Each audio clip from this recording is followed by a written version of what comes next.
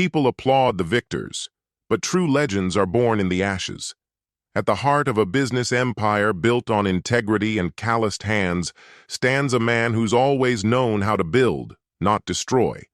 But when a traitor infiltrates his home and a quiet war begins behind his back, he remembers, a foundation isn't held together by money, it's held by principles. At first glance, he's a successful developer, a loving husband, a son ready to carry on his father's legacy. But reality is a carefully disguised trap, where every glance may be deceit, and every touch, betrayal.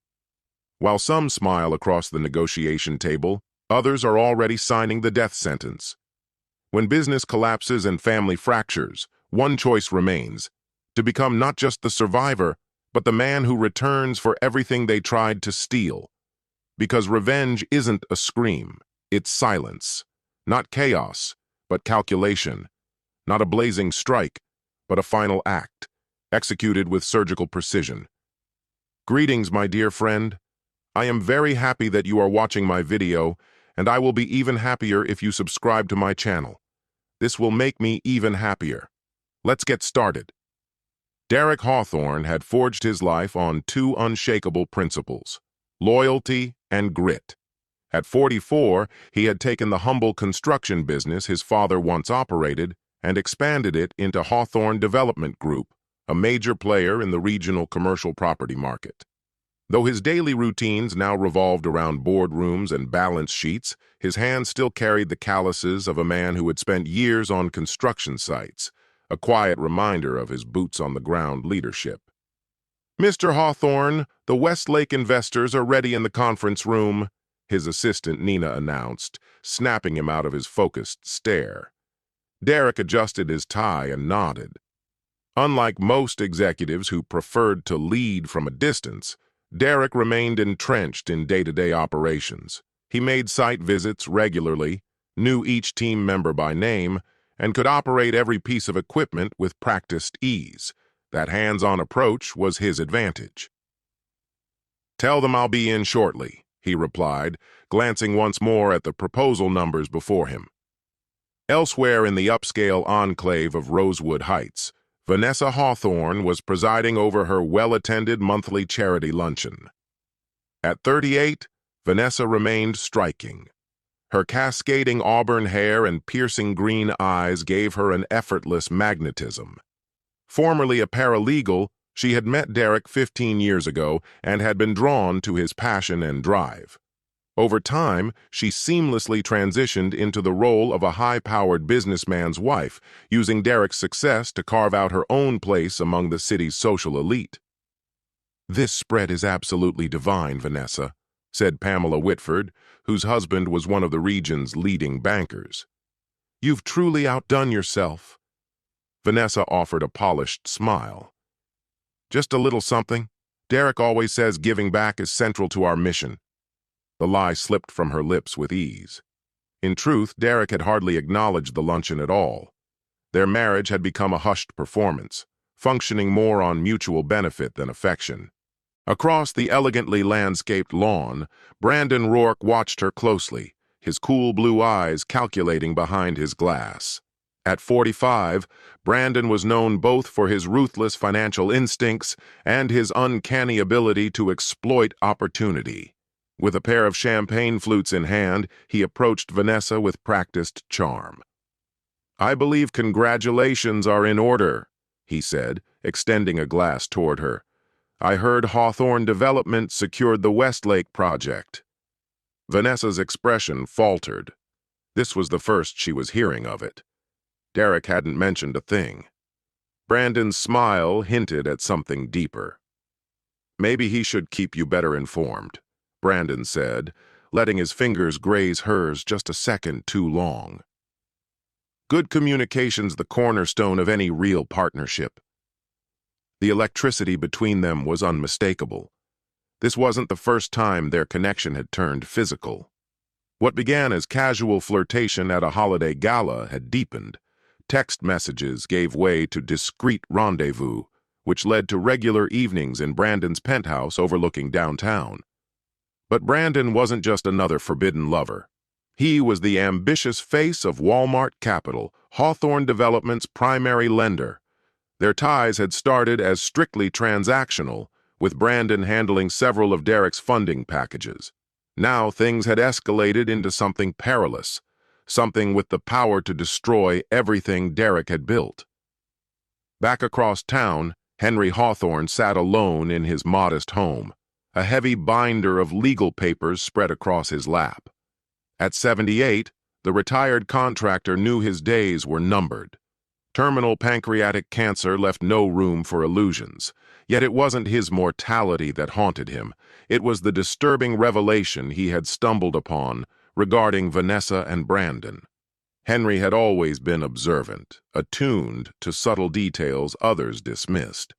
One fleeting but intimate moment between Vanessa and Brandon at a doctor's office had sparked his suspicion.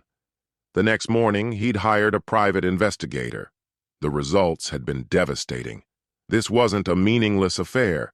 It was a deliberate scheme. Brandon had his sights set on Hawthorne Development's real estate holdings, and Vanessa was the access point. With trembling hands, Henry signed his amended will. He had poured his life into this company, handed it to his son with pride, and he wouldn't let two opportunists dismantle it. "Are you absolutely sure about these revisions?" asked Lawrence Mathers, his longtime attorney and friend. Henry didn't hesitate. "Never been more certain. Derek's too loyal for his own good. Someone has to protect him, especially when I'm not around." What Henry couldn't know was that Vanessa had already been feeding Brandon confidential data pulled from Derek's personal files, giving him exactly what he needed to apply pressure at just the right moments. Later that evening, Derek came home long after dark, still preoccupied with forecasts and project logistics. The house was quiet, the staff long gone. He found Vanessa in the sunroom, nursing a glass of wine, her laptop casting a soft glow. "The Westlake deal's done," he said, unfastening the top button of his shirt. "We break ground next month." Vanessa smiled sweetly, gently closing her laptop. "That's fantastic news, love. We should celebrate."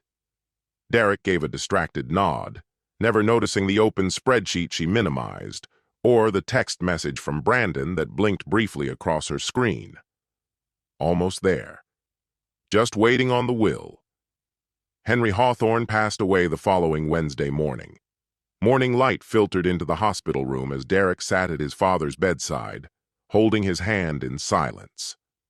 All the money and influence in the world couldn't stall what was inevitable. Vanessa arrived nearly 30 minutes later, murmuring vague apologies about a delayed charity commitment. Her words felt hollow in the sterile quiet. "He asked for you," Derek said, voice low. "He wanted to say goodbye." For a second, guilt flickered in Vanessa's eyes, but it quickly vanished beneath a layer of polished remorse. "I'm so sorry, darling. The traffic was terrible." She laid a hand on his shoulder. He pulled away instinctively, a quiet but undeniable crack in their carefully constructed image. 3 days later, mourners gathered for Henry's funeral. A mix of Hawthorne Development employees, business allies, and neighbors who had felt the impact of his generosity. Derek maintained a calm exterior, acknowledging condolences with a composed grace that concealed the emotional turbulence within. Vanessa embodied the image of a grieving daughter-in-law with refined poise, though her subtle glances toward Brandon, posing as a Valmont Capital associate, hinted at motives far more layered.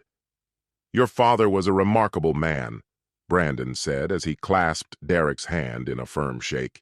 "Valmont holds the Hawthorne family in the highest regard." "I'm grateful to hear that," Derek replied, though something in Brandon's look triggered a flicker of unease deep in his gut. It was a look he recognized all too well, the cold, calculating gleam he'd seen countless times in the eyes of developers circling vulnerable land. As the reception meandered on with polite small talk and fading laughter, Lawrence Mathers stepped in beside him, voice low and discreet. "We need to review your father's will. He made some significant changes not long ago." Can you come to my office tomorrow? Derek had just opened his mouth to respond when Vanessa slipped in next to him, her smile faint but firm. Of course I'll be there, she said, not as a suggestion, but as a declaration. Lawrence's demeanor remained steady. Your father left detailed instructions for the reading. I'm bound to follow them precisely. Later that night, Derek found himself wandering into his father's old workshop. He ran his fingers across the worn tools they had once used together, drawn by memory and something more intangible. Pulling open a familiar drawer, he discovered a weathered envelope with Henry's unmistakable script. Inside was a faded photograph, father and son at the groundbreaking of their first major build, and a handwritten note. Believe in what you've created, not what others try to claim. Pay attention, especially to those nearest to you. Derek stared at the message, unsettled. He slipped the note into his pocket, just as his phone buzzed with an incoming text from an unknown number. Your wife met with Brandon Rourke yesterday. Westview Hotel, room 718. Happens twice a week. Been going on for months. Check her credit card if you need proof. His instinct was to dismiss it, a sick joke at the worst possible time. But the weight of his father's cryptic warning lingered. Instead of deleting it, Derek opened their shared financial records and started digging. What he found hollowed him out. Consistent hotel charges, luxury expenses he didn't recognize, and most damning, a second phone line billed under her name that he'd never seen. The next day, Derek arrived at Lawrence's office, the sting of betrayal tucked into the lining of his coat. Vanessa entered 15 minutes behind him, dressed in flawless morning black, sorrow sculpted into something almost fashionable. Before we begin, Lawrence said, sliding 2 documents across the table, I need you both to sign these non-disclosure agreements. Your father insisted on confidentiality before the will is disclosed. Vanessa let out a delicate laugh of disbelief. Is that really necessary? It was Mr. Hawthorne's explicit condition, Lawrence replied, unmoved. They signed. Derek noticed the slight tremor in Vanessa's hand as she held the pen. Henry Hawthorne's estate totals approximately $38 million, Lawrence began, including real estate, holdings, and controlling interest in Hawthorne Development Group. Vanessa shifted in her seat, suddenly more attentive. But, Lawrence continued, his gaze locking with Derek's. 3 months ago, Mr. Hawthorne made substantial revisions after learning something he found deeply troubling. To protect his legacy, he chose an unconventional path. As the will's details unfolded, Derek watched the shift in Vanessa's face, curiosity fading into disbelief, disbelief twisting into simmering fury barely veiled by etiquette. Henry had transferred all major assets, the company, properties, and family estate, into an irrevocable trust, naming Derek as its sole trustee. Vanessa would receive a modest stipend, conditional on staying married to Derek. This is outrageous, Vanessa snapped. We've been married for 15 years. I'm entitled to more than this. Your expectations are precisely what the will addressed, Lawrence said evenly. Your father-in-law left no room for reinterpretation. Derek stayed silent, the pieces falling into place. His father had discovered the truth and acted swiftly to safeguard the company and his son. Out in the hallway, Vanessa's mask finally slipped. You planned this, she hissed. You and that tyrant never trusted me. Derek's voice was calm. Is that why you turned to Brandon Rourke? Vanessa froze, her face blanching. What are you suggesting? Room 718, twice a week. Did you think I'd never find out? His tone remained quiet, the accusation sharpened by certainty. Was it just an affair, or were you helping him position for a takeover? That's absurd, she said, but her eyes flinched away from his. We'll talk more at home, Derek said, already walking off. There's a lot to go over. That evening, Derek dismissed the household staff and prepared dinner himself. He laid the table with deliberate care, opened a bottle of vintage wine, and waited. When Vanessa finally arrived, her expression was composed, her performance polished once more. "Whatever you think you've uncovered," she started. "Sit," Derek said, not unkindly, but with finality. "The food's getting cold." The silence at the dinner table was oppressive, broken only by the clink of utensils. Derek ate methodically. Vanessa barely touched her plate. "My father was a bitter man," she said at last. It won't stand in court. You know that." Derek lifted his glass, unreadable. "Is that what Brandon told you?" Vanessa's fork struck her plate with a loud clatter. "You're actually going to fight the will? Don't say his name like you understand him," she hissed. "You're clueless."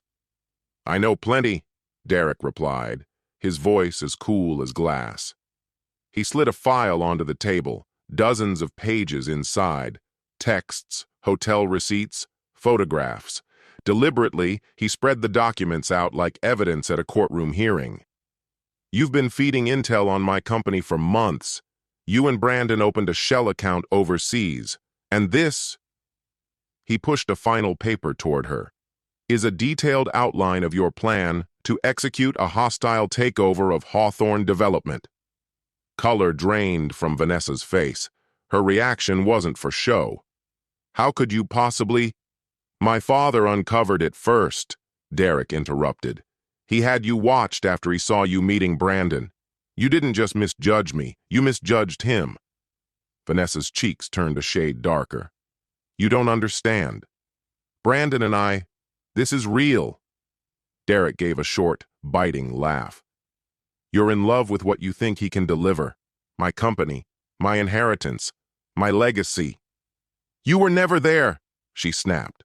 "Always traveling, glued to conference calls. Brandon listens. He notices me." "He notices opportunity," Derek shot back. "And you were the fastest route to it." Her eyes turned cold. She pulled a folder from her purse and slammed it down. "This is the original version of your father's will, before he made those changes. Brandon used some contacts to get it." She flattened her palm against it, locking eyes with him. "You won't see a cent. When we're done, you'll be left with dust." Derek's smile was slow and glacial, more threat than amusement. "Then don't expect a dime from me either." He placed his silverware down and stood. "I want you out of this house by tomorrow." "You can't be serious," Vanessa choked out, her voice cracking. "I'm your wife. This is my home, too." "This house is part of a trust," he reminded her calmly. "And I'm the sole trustee. You might want to revisit the fine print." The next morning, Vanessa drove off in a black SUV, crammed with 8 bursting suitcases and the certainty of a legal war ahead. By noon, Brandon Rourke had filed the opening salvo, a motion contesting Henry Hawthorne's amended will, citing undue pressure and diminished mental capacity. To the public, it appeared Derek was under fire, but behind the scenes he was preparing, mapping connections, following the money, tightening the net. Then came the breaking point. A Tuesday headline lit the fuse. Hawthorne Development in freefall. CEO linked to financial misconduct. The exposé was explosive. Anonymous insiders, leaked emails, allegations of Derek falsifying accounts to retain control after his father's passing. Brandon had made his move. Valmont Capital called in outstanding loans. Investors scattered. Shares plummeted. Construction sites fell silent. Collaborators withdrew. The empire Henry and Derek had poured decades into began to unravel fast.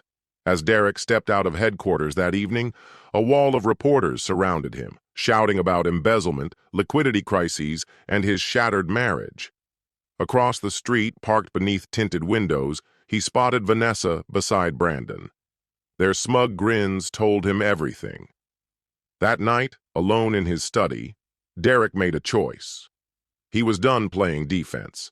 He opened his laptop and started compiling names, favors owed, disgruntled insiders, former associates who knew too much about Brandon's past. Each name was annotated. What they knew, who they could reach, how they could serve his cause. By dawn, the first strike was already being set in motion. He would let them believe they'd won, let them parade their hollow triumph. All the while, he would raise their foundation from beneath. He would sacrifice pawns to capture kings, cut ties to isolate targets, and above all, he clung to the final lesson his father left him: build with patience, destroy with precision. Over the next month, Derek disappeared from public view while Hawthorne Development's downfall consumed headlines. The downtown office emptied, blueprints gathered dust. The word bankruptcy echoed louder every day. To outsiders, Brandon and Vanessa had claimed victory. What they didn't know was that Derek had relocated to a steel-walled warehouse on the city's fringe, now converted into a war room, its walls plastered with documents, photos, and red thread connections. He had built a small, loyal team, experts who knew how to stay silent and move fast. "The hearing to dispute your father's will is next month," said Abigail Winters, his chief legal mind. With her silver hair and unflinching stare, the former prosecutor had never lost a case. "Perfect," Derek murmured, eyes focused on the spiderweb of plans before him. "Let them think they're dictating the pace." Flynn Reeves, ex-intelligence and now head of Derek's personal operations, walked in holding a thumb drive between two fingers. "It's all lined up," he said. Derek didn't look up. "Then let's get to work." "You were right about Brandon's offshore activity," Flynn said, sliding a folder across the table. 3 shell accounts in the Caymans, another in Switzerland, all of them set up in the last 12 months. And that's just the start. He's tied to several of Valmont's prior acquisitions. He paused. 5 businesses over the past decade. Same method each time, Flynn continued. Drive the company to the brink, initiate a hostile takeover, drain the assets, and flip it for a profit. Brandon Rourke was behind every one of them. Derek nodded, jotting down keynotes as he processed the report. Flynn's voice didn't waver, though the information cut close. Vanessa got involved about 8 months ago. Initially, she passed him intel. Later, she helped him shape the acquisition plan.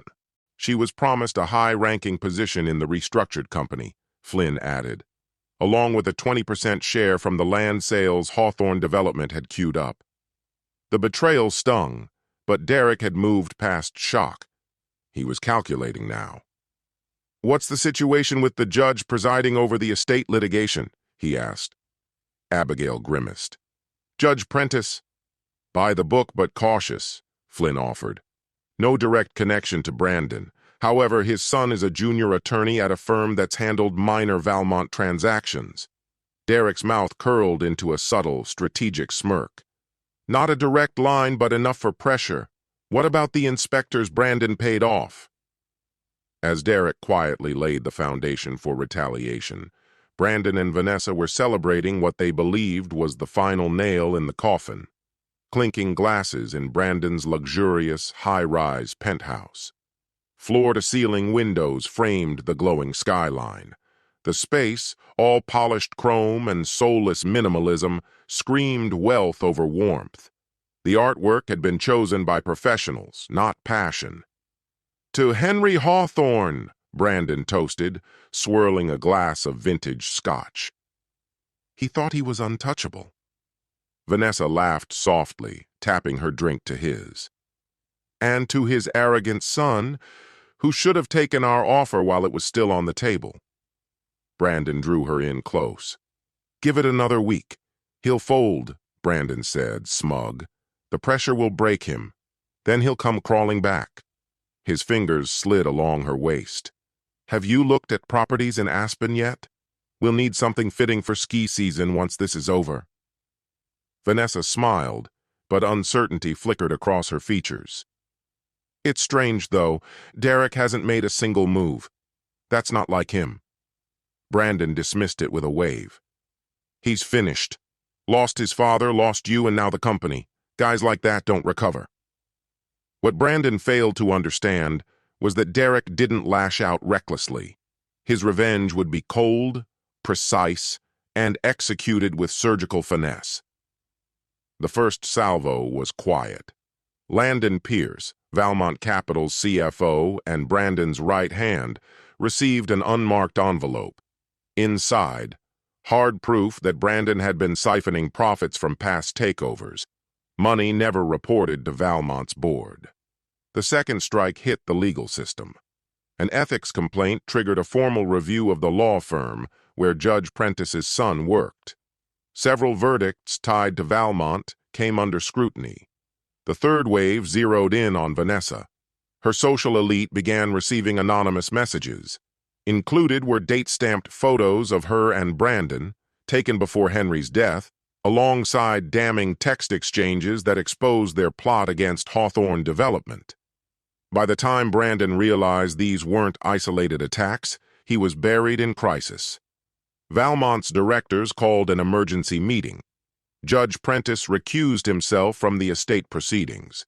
Vanessa was swiftly ostracized from the elite circles she once dominated. "It's Derek," Brandon snarled, pacing. "He's the one behind this." "But how?" Vanessa asked, confused. "We've had eyes on him.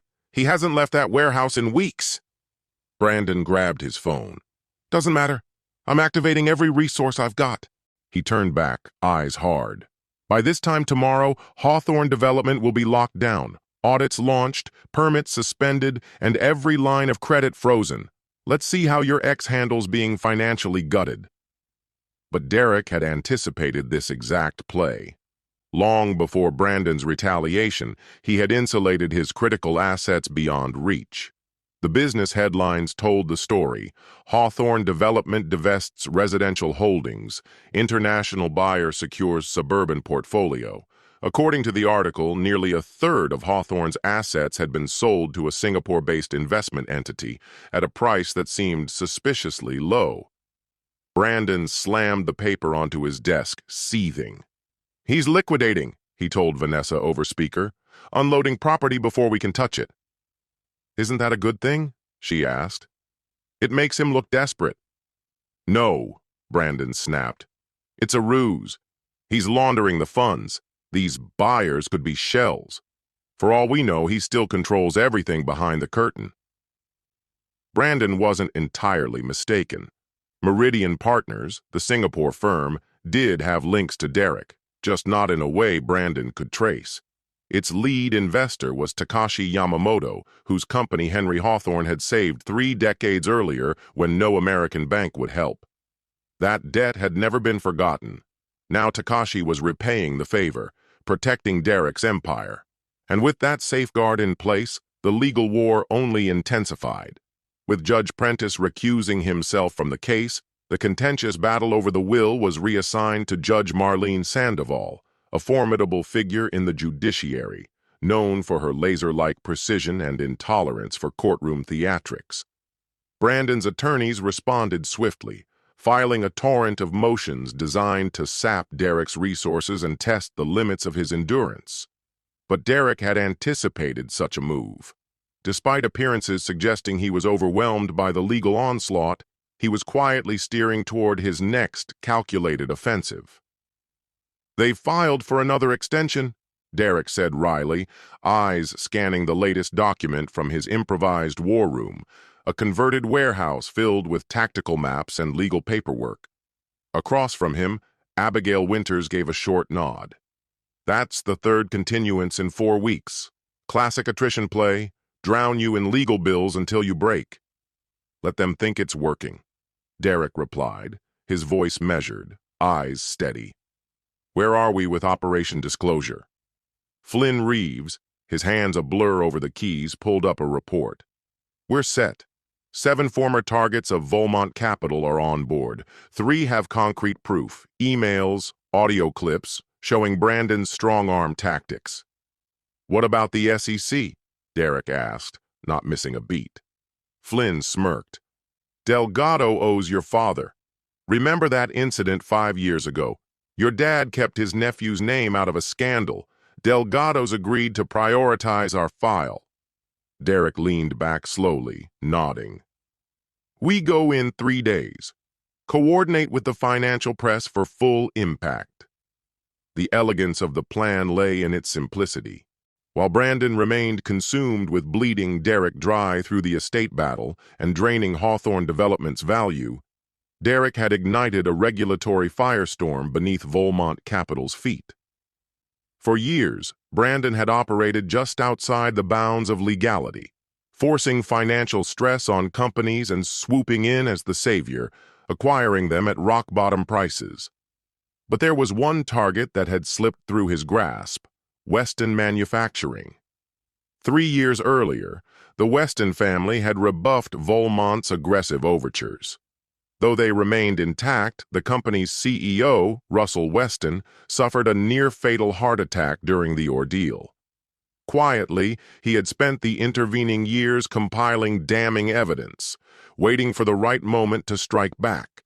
That moment had now arrived.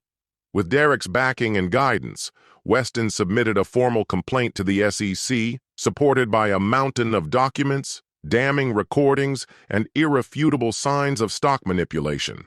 The media caught wind early Thursday morning.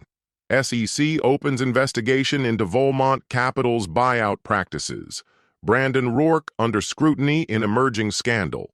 By midday, Volmont shares had plunged by 15%. Brandon was hauled into an emergency boardroom meeting. Elsewhere in the city, Vanessa watched the financial news unravel in real time, her face paling as she failed to get Brandon on the phone. Each call rang unanswered until finally, a single message came through. Crisis mode. Say nothing. We'll call soon. While Brandon fought to salvage his crumbling empire, Derek executed the next stage. Flynn personally handed an unmarked envelope to Landon Pierce, Volmont's CFO, whose unease had been steadily growing. Inside were damning internal emails and signed documents proving Brandon had initiated the Hawthorne Development acquisition without the board's approval, an enormous legal liability. He seemed quite concerned, Flynn reported back. As he should be, Derek said calmly. His name's on several of those memos. When survival's on the line, loyalty becomes negotiable.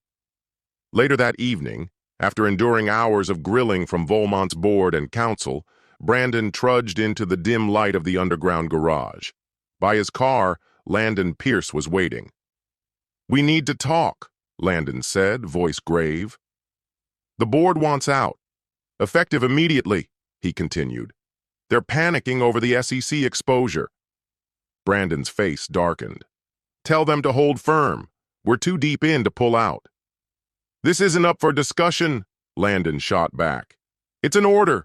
All engagement with Hawthorne Development ends tonight. They're preparing a statement, one that distances the board from your actions." "They wouldn't dare," Brandon growled. "I built Volmont's growth strategy." "They absolutely would," Landon replied, handing over a prepared document. "Unless you plan to take the legal heat alone, sign this by morning or don't bother showing up." The statement was explosive.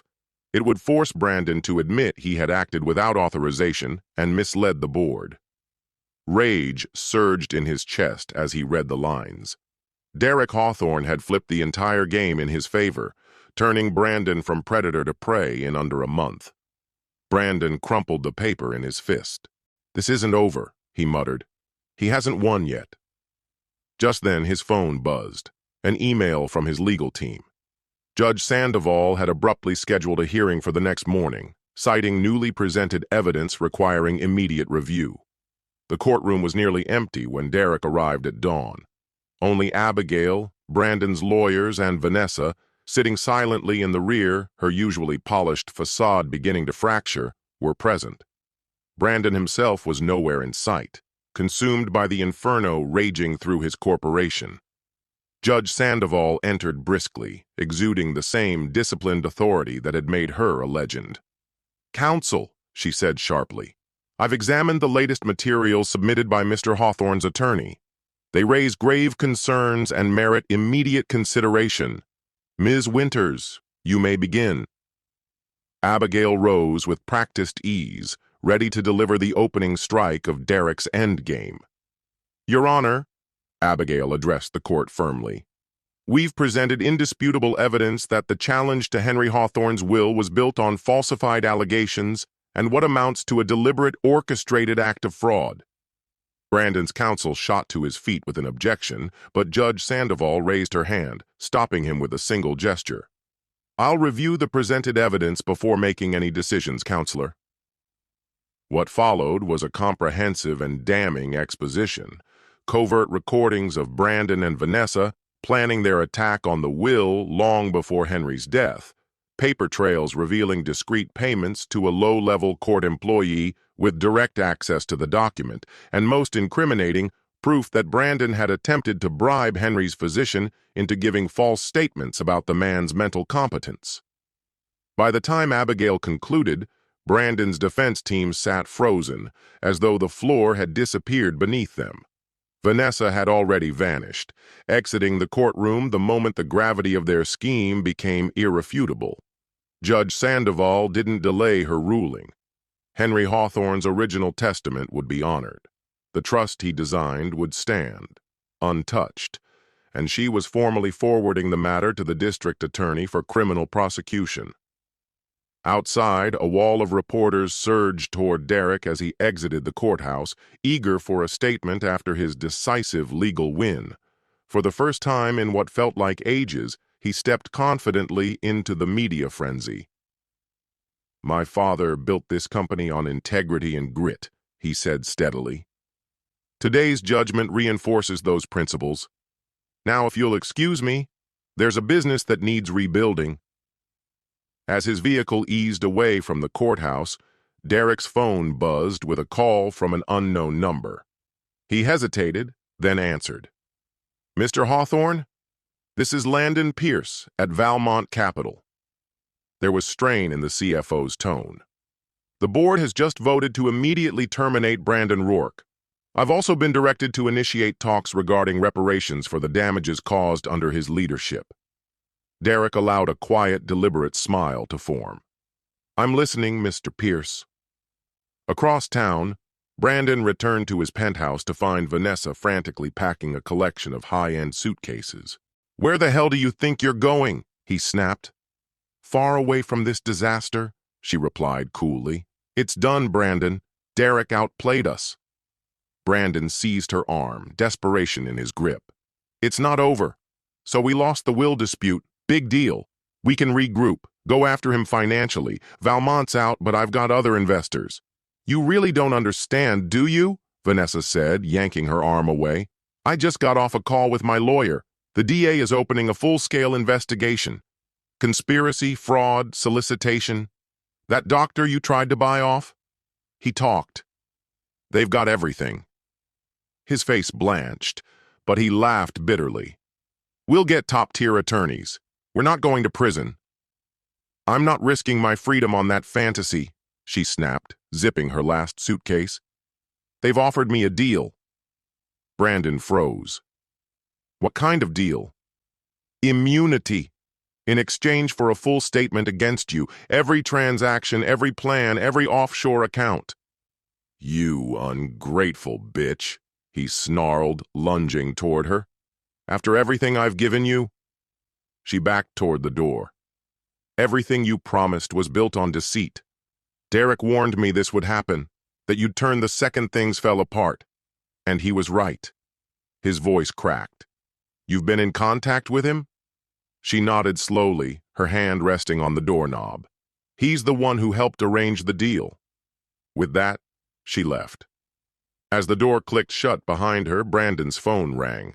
Valmont's security team was en route to recover corporate property and ensure his immediate removal. Seconds later, an alert popped up. His financial accounts had been frozen pending legal review. In under a day, Brandon Rourke had lost everything: his empire, his status, his co-conspirator, and the man he had dismissed as weak, Derek Hawthorne, had been behind every step of his downfall. That evening, within the subdued interior of his converted warehouse command center, Derek stood before a digital operations board, surrounded by his trusted advisors. He reviewed the fallout with calm precision. The will contest had been crushed. Valmont had severed ties with Brandon. Vanessa had turned, and multiple investigations were now active. Flynn exhaled slowly. "Impressive work, sir. Most people would call this total victory." Derek's gaze didn't shift. "This isn't victory, Flynn. It's only the foundation." Abigail raised a brow. "There's more? Legally and financially, they've been dismantled."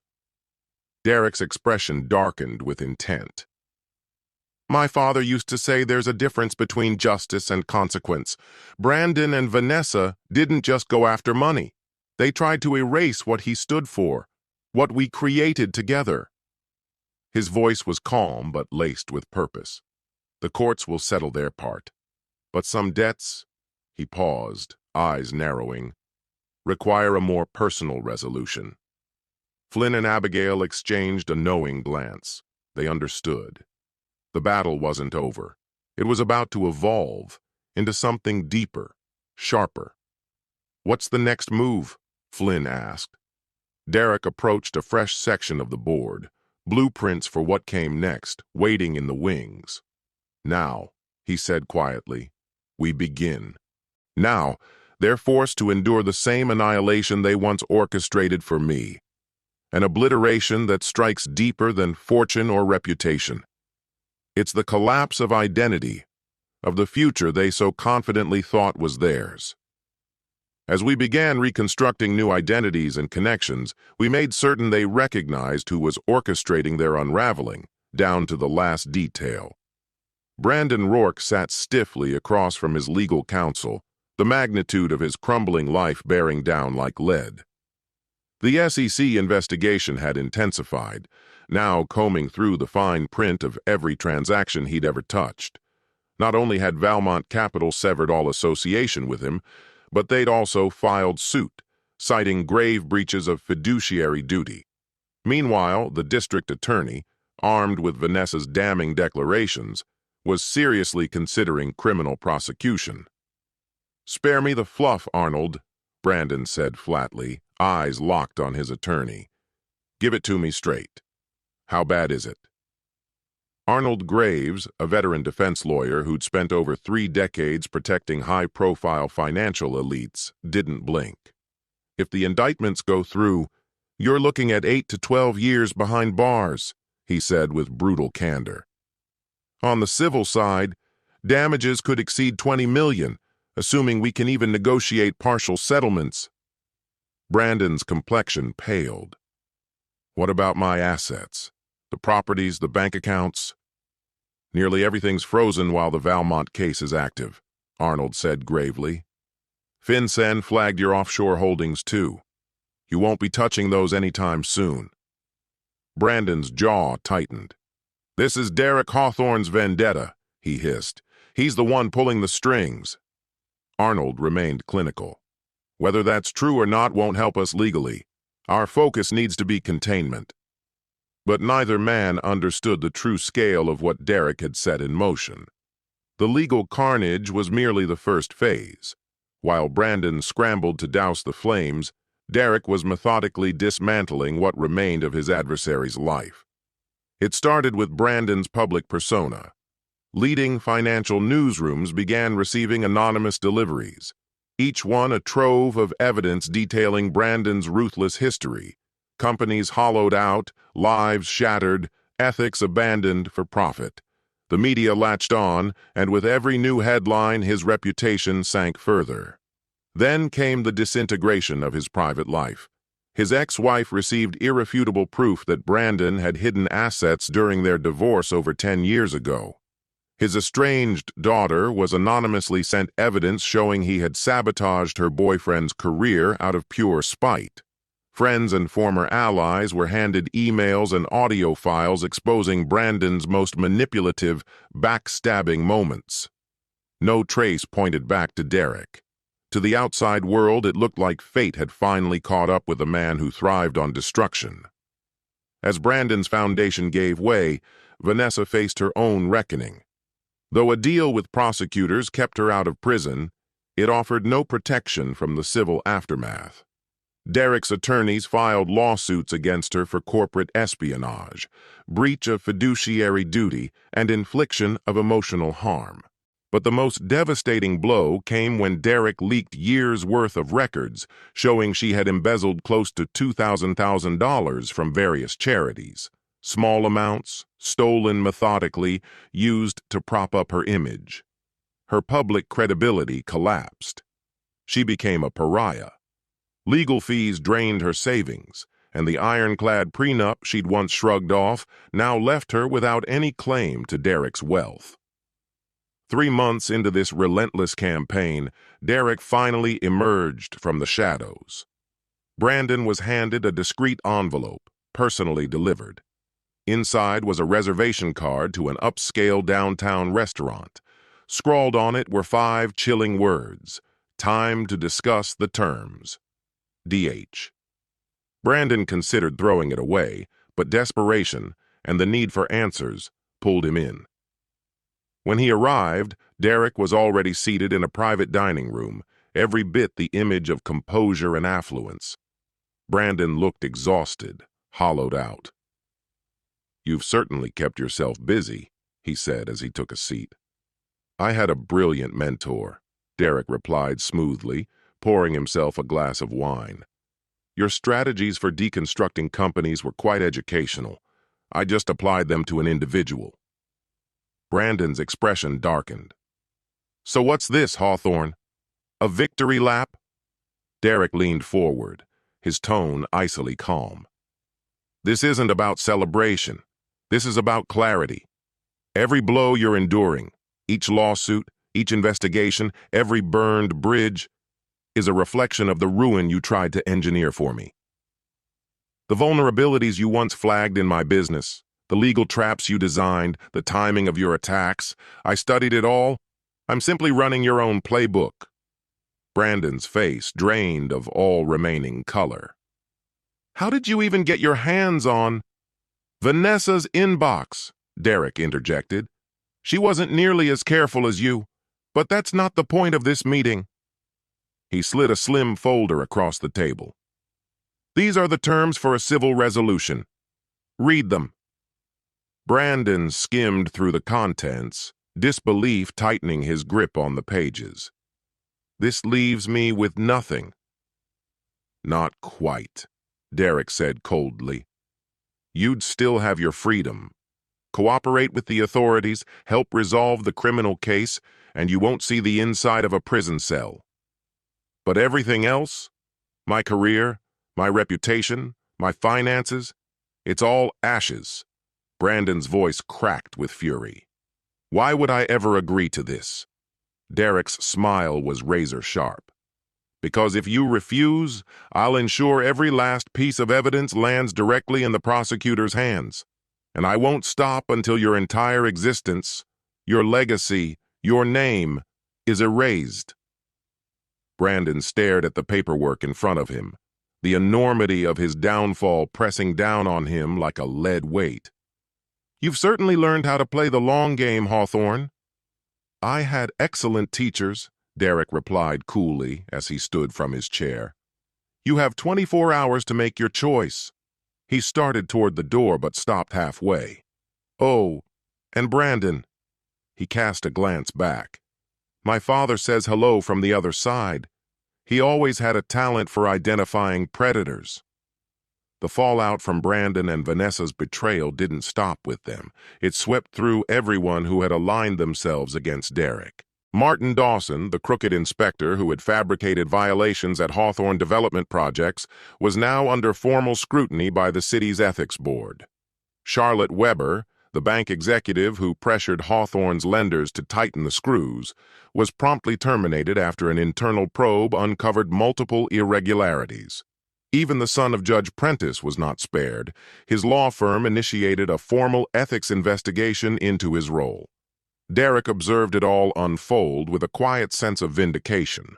To him, justice wasn't achieved until every hand that played a role in the deception faced consequences. But not even Derek's meticulous planning could foresee every twist.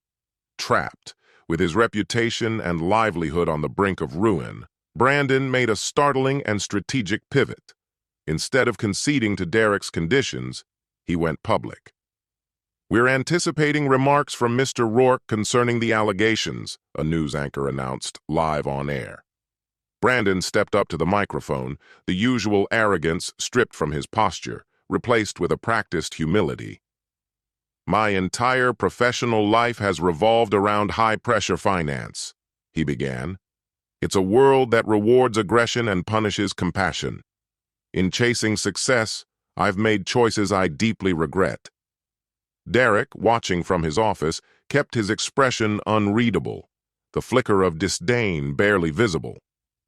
"These recent weeks have forced me to confront my actions," Brandon continued, his voice tight with carefully measured emotion. "I have broken trust. I have crossed lines that should have remained sacred, and I have abandoned principles that should have grounded me."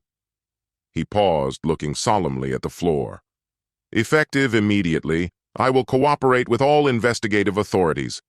Any assets obtained through unethical actions will be surrendered. And to those I've harmed, especially Mr. Derek Hawthorne, whose business I wronged without cause, I offer a heartfelt apology." The entire speech was orchestrated, polished to perfection and designed to generate public empathy.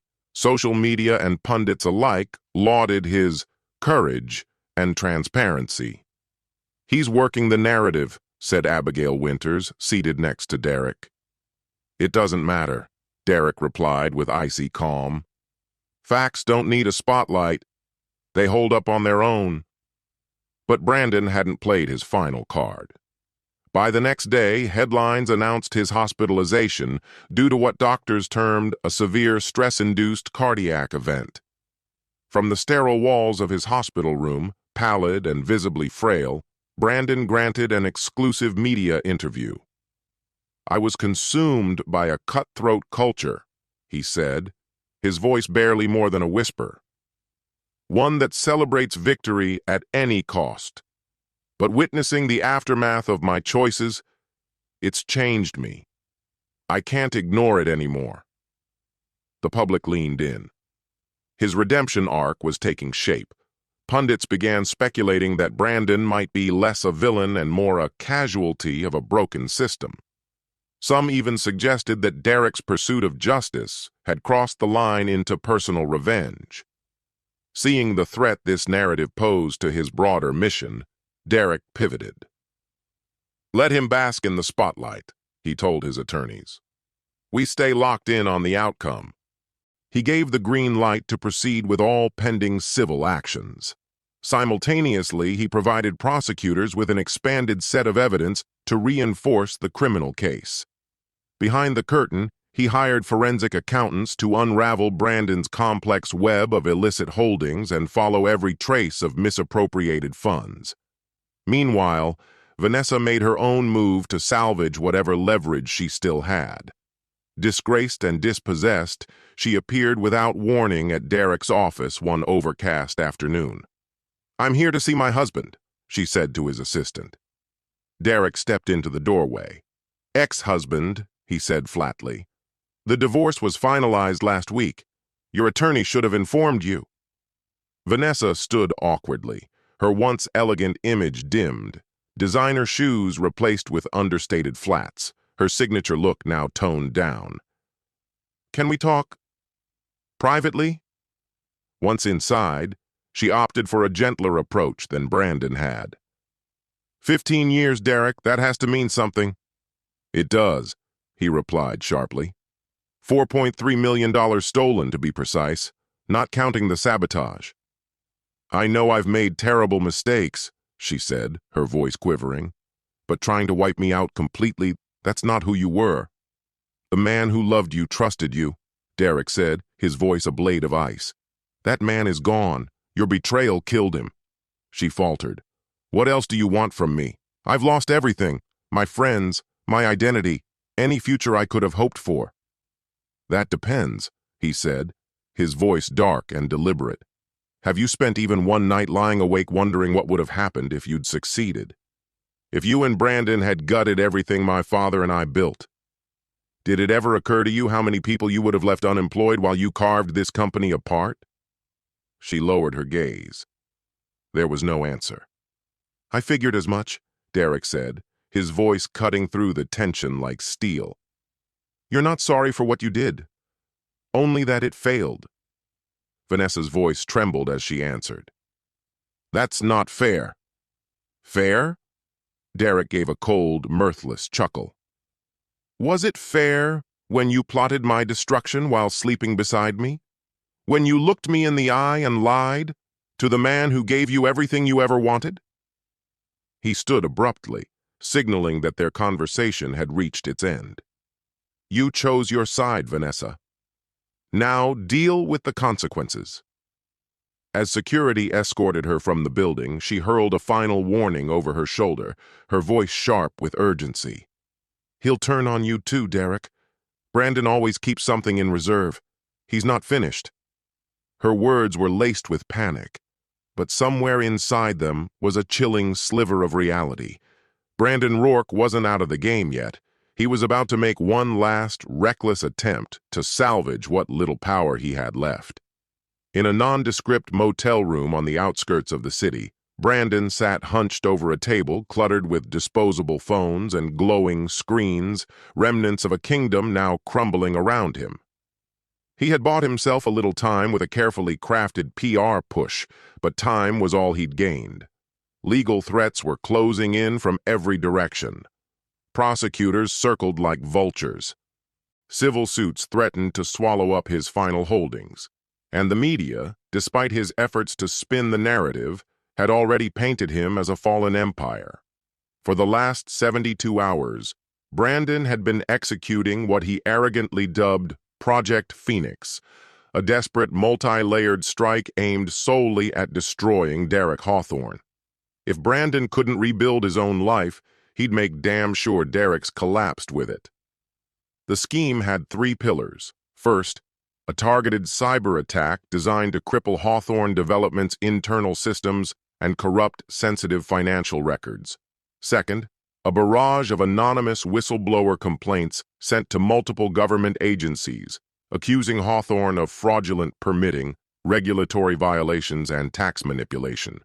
And third, the most vindictive move of all, a campaign of forged allegations and doctored evidence aimed at tarnishing Derek's personal reputation beyond repair.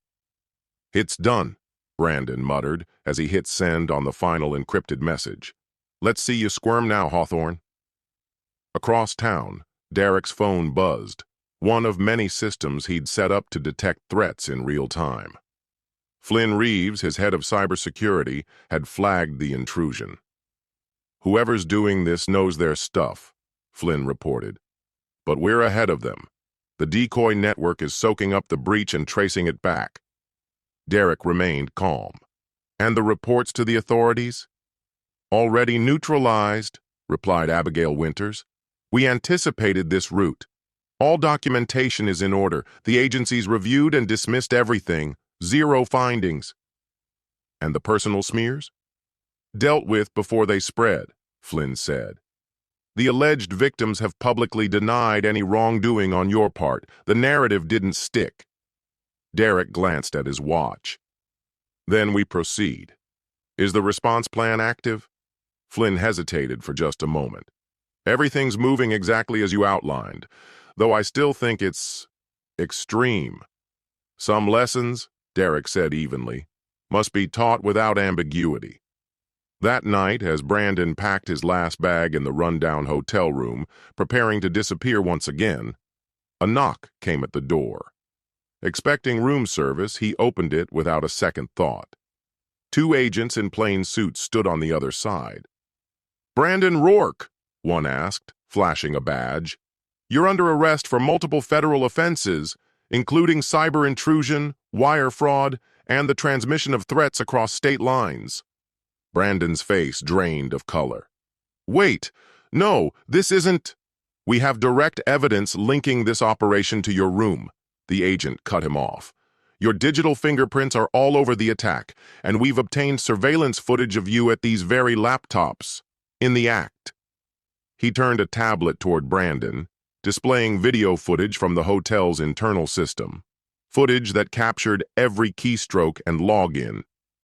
The building's security setup gave us everything we needed.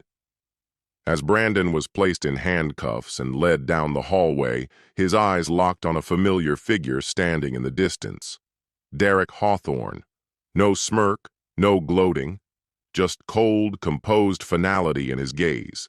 Hours later, in a fluorescent-lit interview room at the federal complex, Brandon sat slumped across from his attorney, the crushing weight of his reality pressing down from all sides. "They've got the full package," said Arnold Graves, his lawyer, voice grave. "They've tracked everything, from the hack to the fake tip-offs, even phone calls where you coached people to invent harassment claims. Whoever orchestrated this knew your every step." "It was Hawthorne," Brandon growled, his voice low and bitter. "Had to be." "Whoever it was," Arnold continued, "built an airtight case. And now, with federal charges on top of your existing problems, we're not looking at a few years. We're looking at decades." Brandon's shoulders sagged. "So what now?" "There's only one door left," Arnold said. "You cooperate, open every account, reveal every detail, plead out. Best case scenario, you're looking at 10 years, maybe eligible for parole down the line." The next morning, as Brandon waited in a holding cell for his transfer to a federal facility, a guard approached with a sealed envelope. Inside was a single sheet of paper.